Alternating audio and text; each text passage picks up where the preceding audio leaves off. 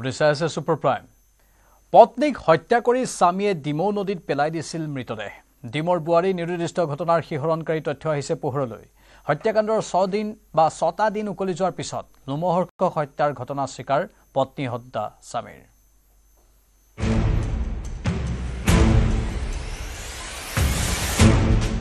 ডিমৌৰ বোৱাৰী নিৰ্দিষ্ট ঘটনাৰ নতুন পাক। মুন দিহিঙীয়াই হত্যা কৰিছিল পত্নী বীণা কোঁৱৰক। পত্নীক হত্যা কৰি ডিমৌ নদীত পেলাই দিছিল মৃতদেহ। হত্যাকাণ্ডৰ 6 দিনৰ পাছত স্বীকাৰ পত্নী হন্তা মুনৰ। পোহৰলৈ আহিছে শিৱসাগৰৰ ডিমৌৰ বোৱাৰী নিৰ্দিষ্ট ঘটনাৰ চাঞ্চল্যকৰ তথ্য। স্বামী বসন্ত ওৰফে মুন দিহিঙীয়াই হত্যা কৰিছিল পত্নী বীণা কোঁৱৰক। হত্যা কৰি নিশাই পত্নীৰ মৃতদেহটো বস্তাত ভৰাই পেলাই দিছিল ডিমৌ নদীত। হত্যাকাণ্ডৰ 6 দিনৰ পাছত আৰক্ষীৰ জেৰাত স্বীকাৰ কৰিছে বসন্ত ওৰফে মুন দিহিঙীয়াই। ইনভেষ্টিগেশ্যন কৰোঁতে হিটো ইতিয়ালৈ কনফেছ কৰিছে। তো আমি এতিয়া চাই আছো বস্তুটো হত্যা কৰা বুলি কৈছে। হি কনফেছ কৰিছে। হয়। কিন্তু ক'ত পেলাই দিয়া বুলি কৈছে? আমি ইনভেষ্টিগেশ্যন কৰি ডিমৌ কৈছে। আমি ইনভেষ্টিগেশ্যন কৰি আছো। উল্লেখযোগ্য যে 14 মাৰ্চৰ নিশাৰে পৰা সন্ধানহীন হৈ আছিল শিৱসাগৰ ডিমৌৰ কোঁৱৰ দিহিঙীয়া গাঁৱৰ 2 সন্তানৰ মাতৃ তথা বীণা কোঁৱৰ দিহিঙীয়া। স্বামী বসন্ত ওৰফে মুন দিহিঙীয়াৰ বিৰুদ্ধে হত্যাৰ অভিযোগ আনিছিল স্থানীয় ৰাইজে। পত্নীক হত্যা কৰি মৃতদেহ লুকুৱাই থোৱাৰো অভিযোগ তুলিছিল ৰাইজে।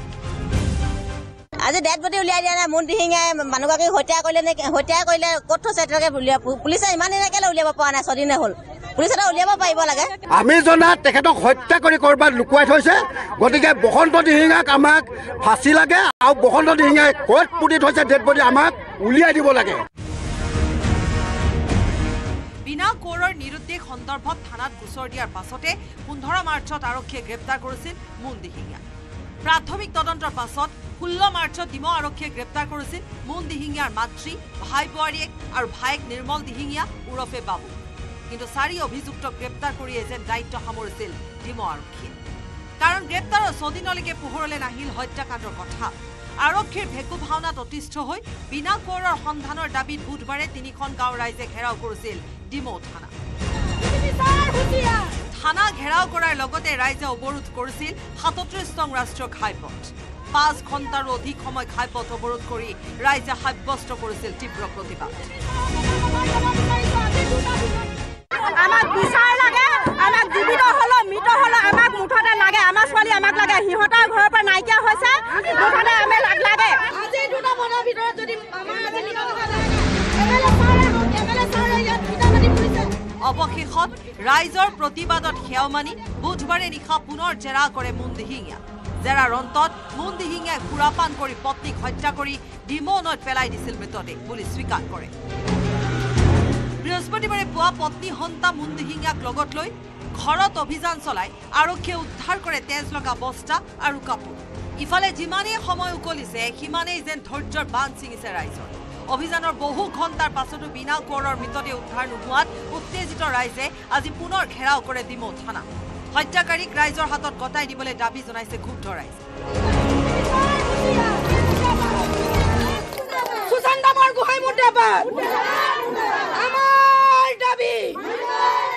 যদি হত্যাকাৰী উলিয়াব নোৱাৰে হত্যাকাৰী আমাক আগবঢ়াই দিয়ক। তেওঁক লৈ পিনে উলিয়াওক। জেলত পেলাই থৈ দিছেগে।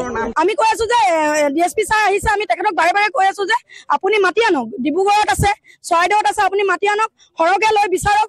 এইপিনে এটা মাছৰ ডুবি আছে নে কি আছে বুলি কৈছে, বৰ ডুবি এটা আছে, সেইটোতো বিচাৰক। অব্যাহত আছে প্ৰতিবাদ, চলি আছে উদ্ধাৰ অভিযান। বীণা কোঁৱৰৰ মৃতদেহ উদ্ধাৰ নহলে কোনফালে গতি কৰিব তদন্ত প্ৰক্ৰিয়া? ডিমৌ আৰক্ষীয়ে সময়মতে তদন্ত চলোৱা হলে পূৰ্বে উদ্ধাৰ হলহেঁতেন মৃতদেহ আৰু দোষীয়ে শাস্তি পোৱাৰ পথ প্ৰশস্ত হলহেঁতেন। এতিয়া অপেক্ষা মৃতদেহ উদ্ধাৰলৈ।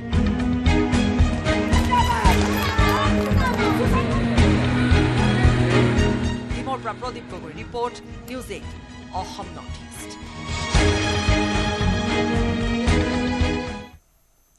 আজি 20 মাৰ্চ প্ৰতি বছৰে 20 মাৰ্চত বিশ্বজুৰি পালন কৰা হয় ঘৰচিৰিকা দিৱস। প্ৰকৃতিৰ অনুপম সম্ভাৰ ঘৰচিৰিকা চৰাইজাকৰ বাবে এইটো এটা বিশেষ দিন আৰু ঘৰচিৰিকাৰ সংৰক্ষণৰ গুৰুত্ব সম্পৰ্কে জনসচেতনতা অনাৰ উদ্দেশ্যে পালন কৰা হয় এই দিৱস।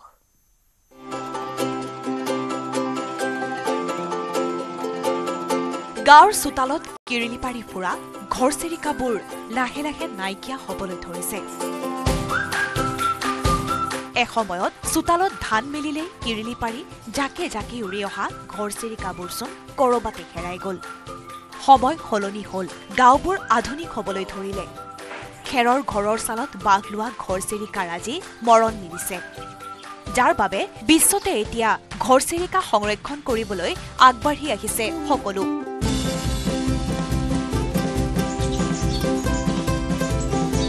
প্ৰতি বছৰে বিশ্বত 20 মাৰ্চৰ দিনটো বিশ্ব ঘৰচিৰিকা দিৱস হিচাপে পালন কৰি অহা হৈছে। উমলি জামলি কিৰিলি পাৰি ফুৰা ঘৰচিৰিকাটো চোতালত পৰিলে ঘৰখনৰ মাদকতাই বেলেগ হৈ পৰে।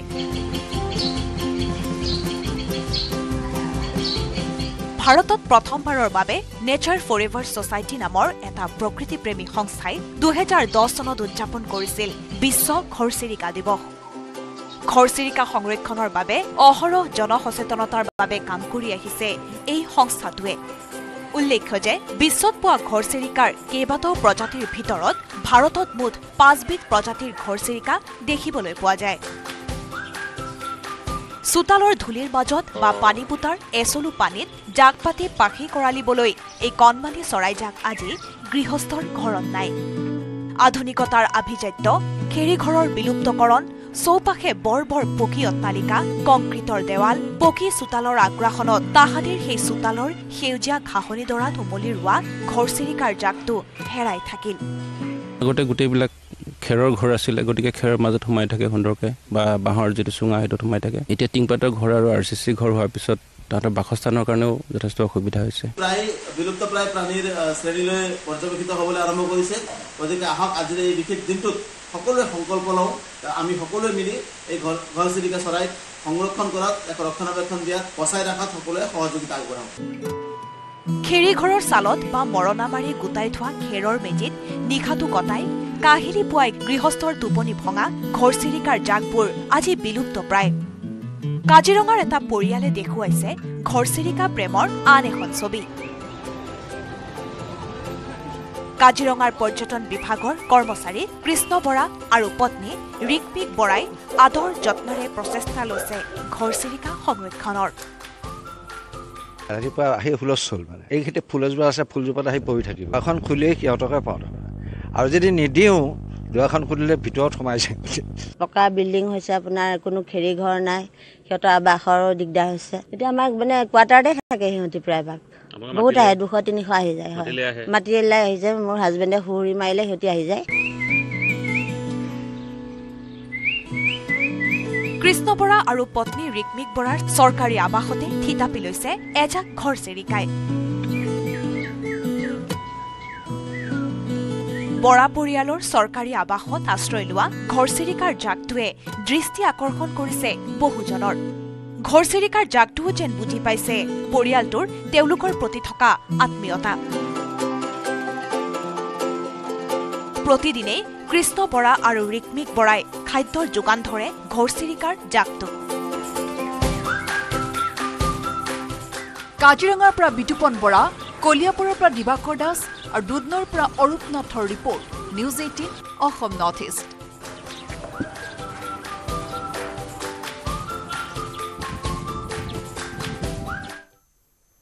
ছত্তীশগড়ত নিৰাপত্তাৰক্ষী আৰু মাওবাদীৰ মাজত তুমুল সংঘৰ্ষ। দুটা পৃথক স্থানত সংঘটিত ভয়ংকৰ সংঘৰ্ষত 30 জন নক্সালবাদী আৰু এজন জিলা ৰিজাৰ্ভ গাৰ্ডৰ মৃত্যু হয়।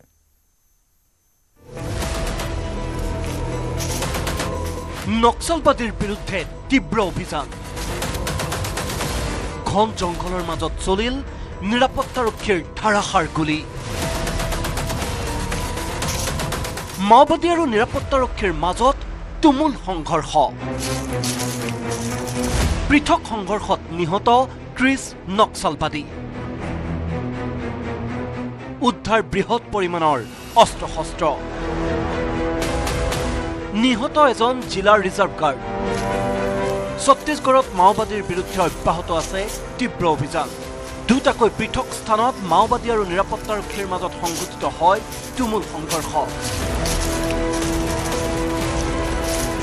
পুৱা 7 বজাত বিজাপুৰ দান্তেৱাৰা সীমান্তত নিৰাপত্তাৰক্ষীৰে হোৱা সংঘৰ্ষত 26 মাওবাদী নিহত হয় দুৰ্ভাগ্যবশতঃ এই সংঘৰ্ষত এজন DRG কৰ্মীয়েও প্ৰাণ হেৰুৱায় मुठभेड़ के पश्चात अब तक 18 माओवादियों का डेड बॉडी रिकवर किए गए थे और काफी बड़ी मात्रा में AK-47 इस प्रकार का ऑटोमेटिक सेमी ऑटोमेटिक वेपन भी बरामद किए गए थे दुर्भाग्यवश इस मुठभेड़ में हमारा एक DRG जवान बहादुरी से महोदय से लड़ते दौरान उन्हें गोली लग गए थे उनका उसी घटनास्थल में शहादत हो गए थे আনহাতে কাংকেৰ নাৰায়ণপুৰ সীমান্তৱৰ্তী অঞ্চলতো সুৰক্ষা বাহিনীয়ে চলাই অভিযান এই অভিযানত কৰজকুদু গাঁৱৰ ওচৰত 4জন নক্সালবাদীক ধৰাশায়ী কৰে সীমান্ত সুৰক্ষা বাহিনী আৰু DRG বাহিনীয়ে দুইটা অঞ্চলতে অভিযান অব্যাহত ৰাখিছে নিৰাপত্তাৰক্ষীয়ে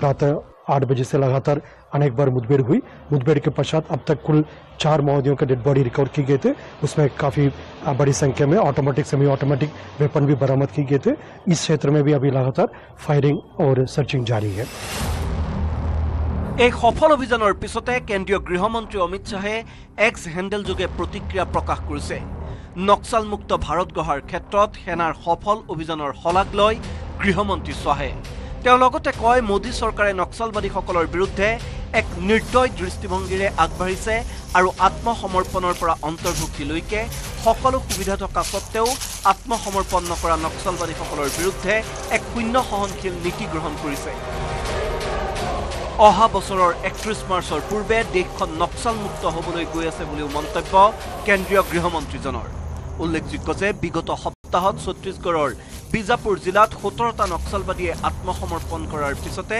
নিৰাপত্তাৰক্ষীয়ে পুনৰ নক্সালবাদীৰ বিৰুদ্ধে চলাই তীব্ৰ অভিযান এতিয়াও সীমান্ত অঞ্চল দুটাত বিৰাজ কৰি আছে তীব্ৰ উত্তেজনা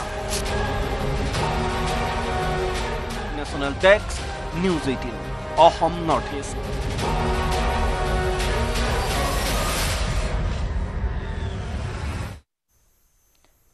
ৰেয়াছলা জিৰ সুপাৰ প্ৰাইম নমস্কাৰ